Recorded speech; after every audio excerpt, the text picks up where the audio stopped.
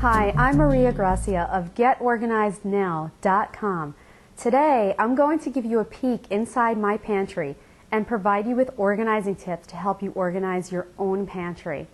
First, let's talk basics. Begin your thought process with the shelves your food items are going to be stored on. In my case, I have very deep cabinets. As you can see, I can reach my hand way to the back of them. These are wonderful for storing lots of food items. They're not wonderful for finding things. Deep cabinets often turn into the inevitable black holes. You can't easily see what's in the back, so it's difficult to find things. And it's very difficult, if not completely impossible, to have your food items organized without taking additional steps. The solution we came up with is sliding shelves. These have been one of the best organizing investments we've ever made in our kitchen. When you pull out a shelf, you can see every single item in the front, in the middle, and way in the back. My husband found these particular shelves online, and then he installed them himself. Of course, you can get them installed professionally. Now, should you put certain food items into containers? While I do recommend and use containers for various purposes, I didn't go that route with my pantry. I feel that my slide-out shelves act as my containers, and it really wasn't necessary. Remember the old saying, don't fix it if it ain't broke. If you have deep shelves and don't have sliding shelves, then I definitely do recommend containers. Now, don't just go out and buy any old container. Take the extra few moments to measure your space and purchase containers that make the most of every square inch. Just to give you an example, I found this container in the store. It was in the dollar store. Honestly, it cost $1, and it fits perfectly in my shelves side to side. Now, if I need to pull this container out, I just pull it out. I pull out the items that I need, and I put it right back inside. So if you have deep cabinets that you're trying to organize, using containers instead of just putting food into your cabinets randomly may be just the solution for you. If you decide to use containers, I recommend you label each one with the appropriate food category or even photographs or pictures if you have young children who can't yet read. Next, we're going to dive into the categorizing process. Each of my shelves has its own category of food on it. I'm going to go through those categories with you one by one so you can apply those to your own food categories. You may have different ones that you use, or you may use the same ones that I use. It's kind of up to you and the food you and your family eats.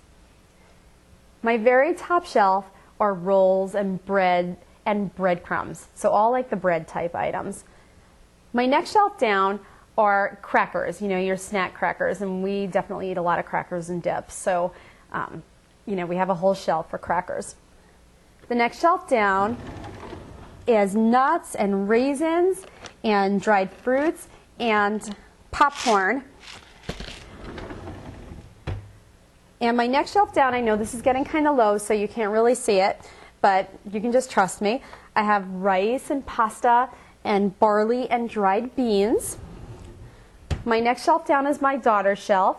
So as you can imagine, it houses all the super healthy foods, the pretzels and the cookies and all those other goodies.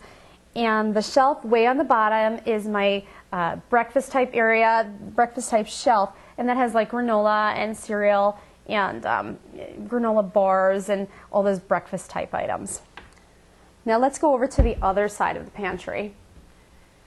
My top shelf contains teas, coffees, coffee filters, and apple cider packets.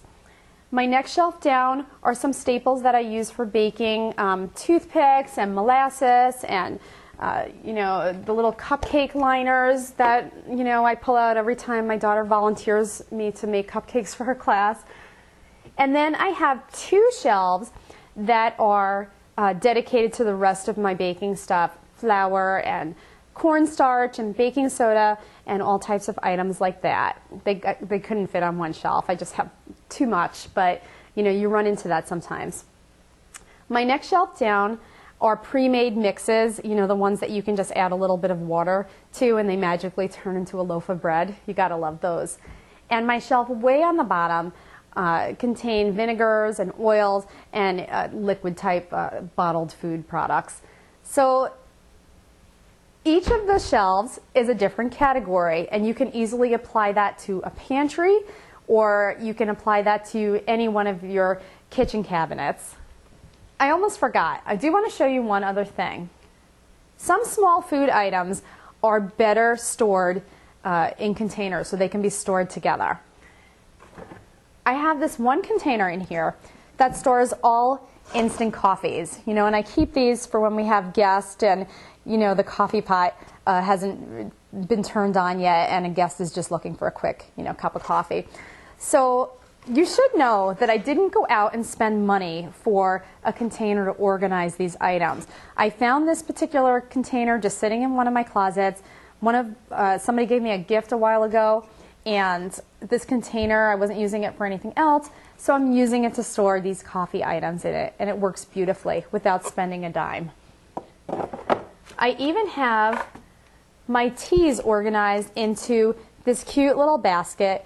It was an Easter basket my daughter received years ago that she doesn't use anymore. So, you know, it's become one of my storage containers now. And I'm sure if you go through your house, you can find many, many storage containers if you just put a little creativity into it and, you know, take a peek around.